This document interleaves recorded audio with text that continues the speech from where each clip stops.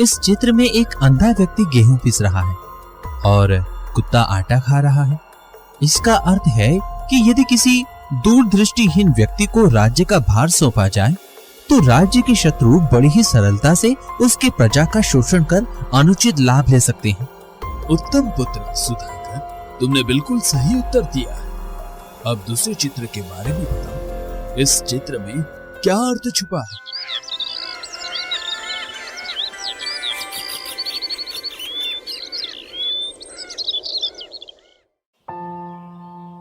सुंदरबन राज्य के महाराज विजयवीर बहुत चिंता में होते हैं। तभी पिताश्री, क्या हुआ? आप बहुत चिंतित प्रतीत हो रहे हैं। क्या बताऊं बेटी, चिंता में तो हूं। बेटी, मैं अब वृद्ध हो रहा हूं। मेरे बाद हमारे इस राज्य का भार कौन उठाएगा? कौन होगा मेरा उत्तराधिकारी? पिताश्री, आपको पुत्र नहीं है, इस बात से आप दुखी हो गए हैं? नहीं पुत्री, मैं दुखी नहीं हूँ। बेटी तो सद्भाग्य से प्राप्त होती है, परंतु मुझे अपने राज्य की चिंता है। तुम तो विवाह करके अपने घर चली जाओगे। मेरे बाद इस राज्य का कार्यभार किसी को तो उठाना ही होगा ना। आपकी चिंता उचित है पिताश्री, परंतु अब आप क्या कर सकते हैं? यही तो चिंता है बेटा। एक तो उस पड़ोसी राज्य का राजकुमार श्याम सुंदर तुमसे विवाह करके हमारे राज्य को हड़पना चाहता है। उसने कई बार पहले भी मुझे चेतावनी दी है कि यदि मैंने तुम्हारा विवाह उससे नहीं करवाया तो हमारे राज्य पर आक्रमण करेगा। परंतु वो अज्ञानी और अधर्मी है। अपनी प्रजा से प्रेम नहीं करता, प्रजा के सुख में अपना सुख नहीं देखता, बल्कि प्रजा को सुख प्राप्त करने का साधन समझता है। ऐसी परिस्थिति में मैं तुम्हारा विवाह उससे नहीं कराऊंगा। तुम्हारे लिए मुझे ऐसा वर चाहिए जो धर्म परायण हो और ज्ञान का भंडार हो। राजनीति में कई बार ऐसा अवसर आता है कि कुछ गुप्त बातों को केवल अपनी बुद्धि से समझना पड़ता है। इसलिए वो ऐसा होना चाहिए जो बात के पीछे छिपी हुई हर बात को समझ सके। दोनों बातें कर रहे थे, तभी पड़ोसी राज्य का राजकुमार श्याम सुंदर वहां आता है। अरे वाह, मेरी भावी पत्नी और उसके पिताजी का प्रेम भरा वार्तालाप चल रहा है। मैं बिल्कुल सही समय पर आया। पुत्री, तुम अपने कक्ष में चली जाओ, इससे मैं बात करता हूं। राजकुमार श्याम सुंदर, तुमने यहाँ आने का कष्ट क्यों उठाया? क्या प्रयोजन है तुम्हारा आज फिर यहाँ आने का? इसमें कष्ट कैसा महाराज? ये तो मेरा होने वाला ससुराल है। अब मैं यहाँ तो कभी भी आ जा सकता हूँ। तुम जैसा कह रहे हो वैसा कुछ नहीं होगा। मैं कभी अपनी पुत्री का विवाह तुमसे नहीं करवाऊंगा, और ये तुम भी जानते हो। महाराज, आपको तो पता है कि यदि आपने मेरा विवाह राजकुमारी भानुमति से नहीं करवाया तो मैं आपके राज्य पर आक्रमण कर दूंगा। हाँ, पता है। मैंने यदि अपनी पुत्री का विवाह तुमसे करवाया तब भी तुम मेरा राज्य हड़प लोगे। तुम मेरी पुत्री से विवाह इसी कारण करना चाहते हो क्योंकि तुम मेरा राज्य अपने राज्य से जोड़कर अपने राज्य की सीमा बढ़ा सको। अर्थात आपको मेरी योजना के बारे में पहले से ही पता है। ठीक है, अब आपको पता चल ही गया है तो आप शीघ्र ही मेरा विवाह आपकी पुत्री से करवा दीजिए। महाराज विजयवीर, आपका कोई पुत्र नहीं है। आपके बाद आपका उत्तराधिकारी तो आपका जमाई ही बनेगा। आप किसी के साथ तो आपकी पुत्री का विवाह करेंगे, तो मैं क्यों नहीं? मैं शीघ्र ही बारात लेकर आपके राज्य में विवाह करने आऊंगा। आप विवाह के आयोजन के लिए सज रहना। राजकुमार श्याम सुंदर, आपका घमंड ये शब्द बोल रहा है, परंतु याद रखो, तुम्हारा ये अति आत्मविश्वास एक दिन अवश्य टूटेगा। तुम मेरी पुत्री से कभी विवाह नहीं कर पाओगे। मेरा जमाई तो एक ज्ञानी और धर्म का पालन करने वाला व्यक्ति ही बनेगा। महाराज विजयपुर की बात सुनकर राजकुमार श्याम सुंदर क्रोधित होकर चला जाता है। राजकुमार श्याम सुंदर की बात सुनकर महाराज विजयवीर और भी ज्यादा चिंता में पड़ जाते हैं।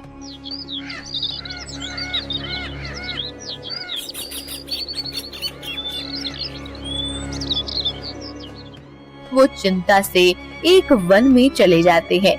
वहाँ उन्हें एक मुनिवर मिलते हैं। प्रणाम मुनिवर। राजन, आपका मुख देखकर प्रतीत हो रहा है कि आप किसी गहरी चिंता में डूबे हुए हैं। ऐसी क्या समस्या है आपके सामने जिसका निवारण करना आपके लिए कठिन हो गया है? क्या बताऊं मुनिवर, मुझे अपने राज्य की बहुत चिंता हो रही है। मेरा कोई पुत्र नहीं है, सिर्फ एक पुत्री है। वो तो विवाह करके चली जाएगी, फिर मेरा उत्तराधिकारी बनकर मेरे राज्य का भार कौन उठाएगा? मेरे पड़ोसी राज्य का अधर्मी राजकुमार मेरी पुत्री से विवाह करके मेरे राज्य को हड़पना चाहता है। उसने मुझे चेतावनी दी है कि यदि मैंने मेरी पुत्री का विवाह उससे नहीं करवाया तो वो राज्य पर आक्रमण कर देगा। इस समस्या का समाधान ढूंढ रहा हूं मैं मुनिवर। समस्या तो है, परंतु राजन, जहां समस्या उत्पन्न होती है वहां उसका समाधान भी होता है। तुम्हें पुत्र नहीं है, परंतु शास्त्र में लिखा है कि यदि किसी को पुत्र ना हो तो उसका जमाई उसके पुत्र के स्थान पर होता है। तुम अपनी पुत्री का विवाह जिस वर के साथ करोगे वही तुम्हारा उत्तराधिकारी बन सकता है। क्या सच में ऐसा हो सकता है मुनिवर? हाँ राजन, तुम अपनी पुत्री के लिए उचित वर की खोज करो और अपने जमाई को अपना उत्तराधिकारी बनाओ। हाँ मुनिवर, परंतु मुझे एक ऐसा व्यक्ति जमाई के रूप में चाहिए जो सर्वज्ञानी है। इसलिए मैं अपने पुत्री का स्वयंवर करना चाहता हूं। स्वयंवर में ऐसी प्रतियोगिता रखूंगा कि सर्वश्रेष्ठ व्यक्ति ही उसे जीत पाएगा। नहीं राजा, प्रतियोगिता तो कोई योद्धा जीत सकता है। तुम्हें यदि किसी ज्ञानी की तलाश है तो तुम्हें स्वयंवर में उनके लिए कुछ प्रश्न पूछने होंगे जिनके उत्तर सामान्य न हो। अर्थात मैं कुछ समझा नहीं मुनिवर। राजन, तुम्हें स्वयंवर में ऐसे कुछ विचित्र प्रश्न पूछने होंगे जिनका उत्तर तुम्हें सरलता से देना मुश्किल हो। उन प्रश्नों में छिपे ज्ञान को उन्हें पहचान कर तुम्हें बताना होगा। विचित्र प्रश्न? परंतु मुनिवर, मैं उन्हें कौन से विचित्र प्रश्न पूछूं? मेरे ध्यान में तो ऐसे कोई प्रश्न नहीं है। जो विचित्र हो उसके विषय में विचार करना होगा। मुनिवर, कृपया आप मेरी सहायता कीजिए। आप तो बहुत ज्ञानी हैं। यदि आप ही स्वयंवर में आकर वहां उपस्थित राजकुमार से 4 विचित्र प्रश्न पूछेंगे तो मुझे उचित राजकुमार का चयन करने में आसानी होगी। उचित है, आप स्वयंवर का आयोजन कीजिए। मैं समय पर अपने 4 विचित्र प्रश्न लेकर उपस्थित हो जाऊंगा।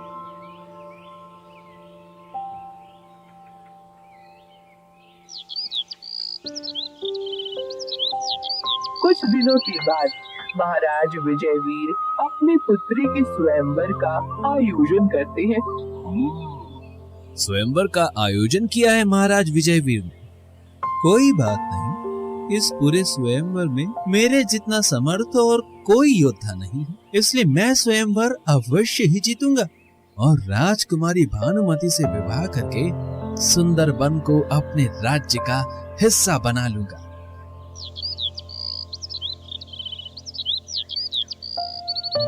दूर दूर के राजा और युवराजों को स्वयंवर का निमंत्रण दिया जाता है। स्वयंवर के दिन राजकुमार श्याम सुंदर भी आता है। स्वयंवर में भाग लेने के लिए यहाँ आए सभी राजकुमारों और युवराजों का मैं स्वागत करता हूँ। जो भी इस स्वयंवर को जीतेगा उसी के गले में राजकुमारी भानुमति वरमाला पहनाएगी। इसमें इतनी क्या समस्या है महाराज विजयवीर? मेरे जैसे समर्थ योद्धा के होते हुए राजकुमारी को किसी और के गले में वरमाला डालने की क्या आवश्यकता है? ये स्वयंवर तो मैं ही जीतूंगा। अपने आत्मविश्वास के अश्व को थोड़ा बांध कर रखिए राजकुमार श्याम सुंदर। कहीं ऐसा न हो कि ये प्रतियोगिता का स्वरूप सुनकर आपका आत्मविश्वास डगमगा जाए। तभी वहाँ मुनिवर आते हैं। उनके हाथ में कुछ चित्र होते हैं। राजकुमारों, यहाँ पर 4 चित्र रखे हैं। आपको उन चित्रों को देखकर उनका अर्थ बताना है। ये क्या उपहास है महाराज विजयवीर? ये चित्र रखकर आप क्या सिद्ध करना चाहते हैं? स्वयंवर में तो मल्ल युद्ध, धनुर्विद्या ऐसी कोई प्रतियोगिता होती है। ये सब क्या है? मैंने आपसे पहले ही कहा था राजकुमार श्याम सुंदर कि अपने आत्मविश्वास पर थोड़ा बांध लगाइए। अब मुनिवर आप सबसे इन चित्रों के माध्यम से 4 प्रश्न पूछेंगे। जो भी राजकुमार उन प्रश्नों के सही उत्तर देगा वही विजेता घोषित किया जाएगा। आप कृपया अपना स्थान ग्रहण कीजिए। मुनिवर बोलने लगते हैं। राजकुमार, ये जो पहला चित्र है, इसमें एक अंधा व्यक्ति गेहूं पिस रहा है।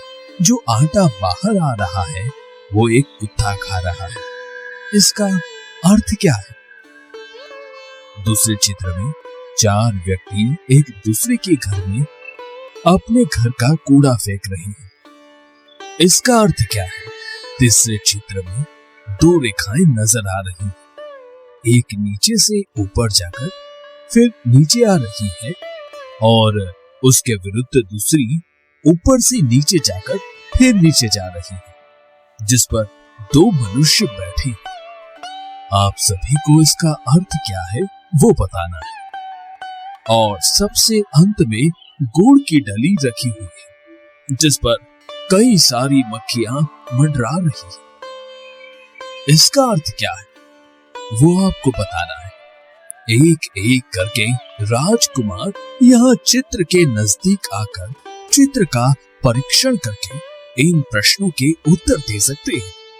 ये कैसा विचित्र सवाल है मुनिवर? विचित्र है, परंतु यही स्वयंवर की प्रतियोगिता है राजकुमार।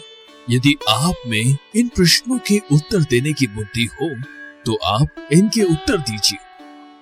एक एक करके राजकुमार उन चित्रों को नजदीक जाकर देखने लगते हैं, लेकिन किसी को भी उन प्रश्नों के उत्तर नहीं आते।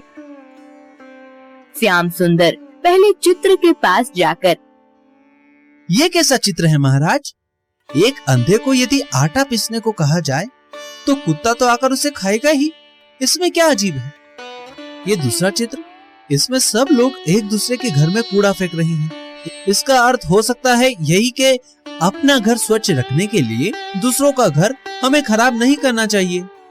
ये आपका तीसरा चित्र, इसमें ये 2 रेखाएं हैं जिस पर 2 मनुष्य बैठे हैं। इसका तो कोई अर्थ नहीं है। ये चित्र तो पूरी तरह से अर्थहीन है। और इस चौथे चित्र में गुड़ रखा है। अब यदि गुड़ को ऐसे खुला रखा जाएगा तो उस पर मक्खियां बैठती ही हैं। इन चित्रों में ऐसा क्या विशेष है? नहीं राजकुमार, आपने इन चित्रों का सही अर्थ नहीं बताया है। मैंने बहुत दिन अभ्यास करके ये चित्र बनाए, पर इन सभी चित्रों के अर्थ हैं, परंतु आप में इतनी बुद्धि नहीं है कि आप इन चित्रों के सही अर्थ को पहचान पाए।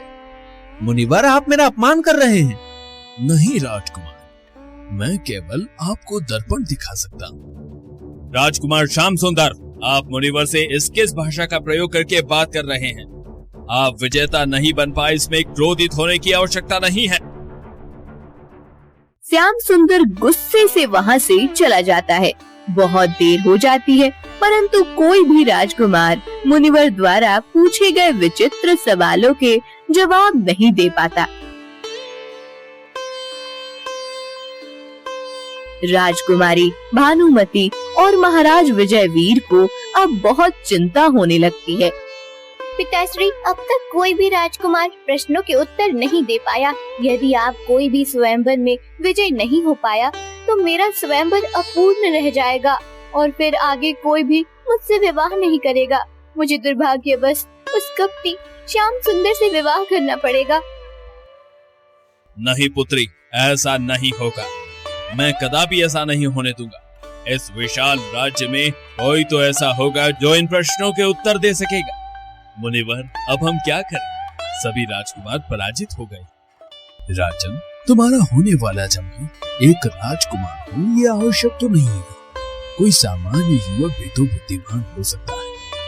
आप अपनी प्रजा में घोषणा करवा दीजिए कि कोई भी बुद्धिमान युवक नगर में स्वयंवर में सम्मिलित हो सकता है।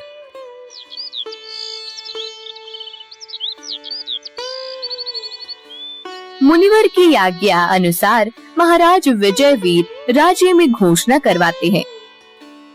राजकुमारी से विवाह करने के लालच से बहुत युवान आकर चित्रों का अर्थ समझने की कोशिश करते हैं, परंतु असफल हो जाते हैं। फिर एक सुधाकर नाम का भेड़ बकरियां पालने वाला युवान वहां आता है। असल में उसकी एक बकरी भागकर राजमहल में आई थी। उसे खोजने के लिए सुधाकर वहां आया था।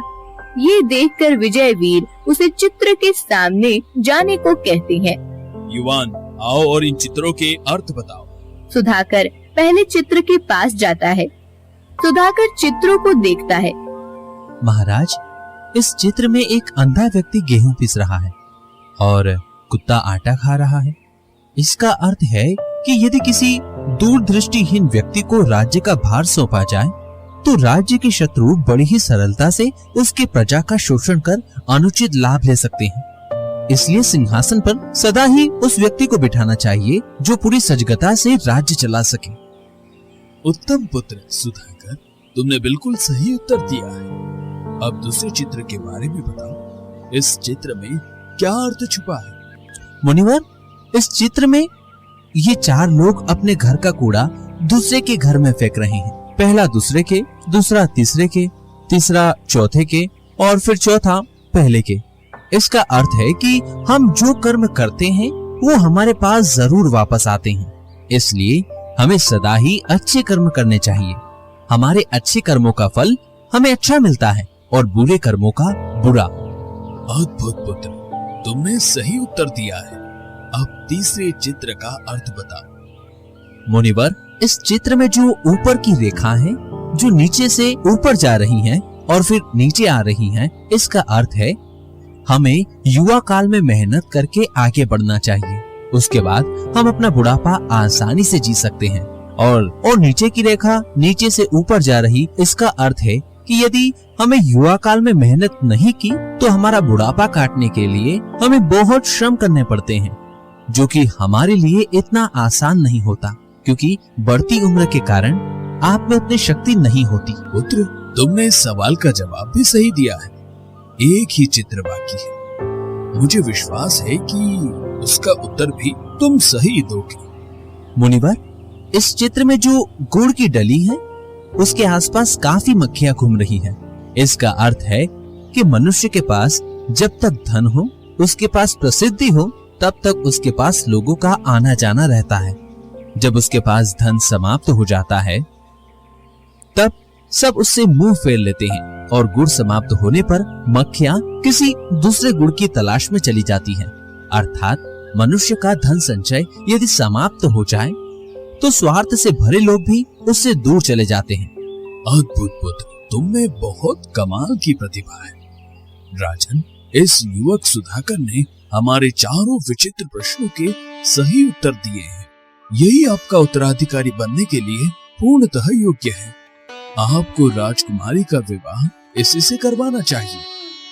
मुनिवर, ये आप क्या कह रहे हैं? मैं यहाँ विवाह करने नहीं आया था। मैं तो एक सामान्य भेड़ बकरी पालने वाला गरीब मनुष्य हूँ। मैं राजकुमारी से विवाह कैसे कर सकता हूँ? मेरी एक बकरी गलती से राजमहल में आई थी। मैं उसे ढूंढने के लिए यहाँ आया था। महाराज ने मुझे उन चित्रों में छुपे सवालों के उत्तर देने को कहा, इसलिए मैंने प्रयास किया। राजकुमारी से विवाह करने का मेरा कोई आशय नहीं था। सुधाकर, तुम सत्य में एक बुद्धिमान व्यक्ति हो। मुझे अपने राज्य का भार सौंपने के लिए तुम जैसे एक युवान की ही खोज थी। तुम यदि मेरी पुत्री से विवाह करके मेरे जमाई बन जाते हो तो मैं तुम्हें अपना उत्तराधिकारी घोषित करूंगा। परंतु महाराज, मुझे राजपाट के विषय में कुछ भी नहीं पता। राज्य चलाने के लिए युद्ध कौशल की भी जरूरत होती है। राजनीति का ज्ञान होना आवश्यक होता है। मुझे ये कुछ भी नहीं आता, मैं इतना ज्ञानी नहीं हूँ। वो सब मैं तुम्हें सिखा दूंगा पुत्र, तुम केवल मेरी पुत्र से विवाह करने के लिए स्वीकृति दे दो। मुनिवर और महाराज विजयवीर के अनुरोध का मान रखते हुए सुधाकर राजकुमारी से विवाह करने के लिए हाँ कह देता है।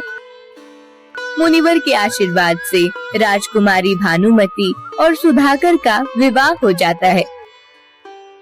महाराज विजयवीर सुधाकर को सभी आवश्यक विद्याएं सिखा देते हैं। कुछ समय के पश्चात महाराज विजयवीर सुधाकर को अपना उत्तराधिकारी घोषित कर देते हैं। सामान्य सुधाकर को राजा बना हुआ देखकर प्रजा भी प्रसन्न हो जाती है। जो 4 सवाल सभी को विचित्र लग रहे थे, वही विचित्र सवाल सुधाकर को राज्य का राजा बना देते हैं। तो दोस्तों, कहानी यही समाप्त होती है। कैसी लगी आपको ये कहानी कमेंट बॉक्स में जरूर बताइए, और चैनल को अभी तक सब्सक्राइब नहीं किया है तो जल्दी से जाकर कर लीजिए। ऐसी बेहतरीन कहानियों के लिए हमारे चैनल से जुड़े रहिए और हमारे चैनल को जरूर सब्सक्राइब करिए।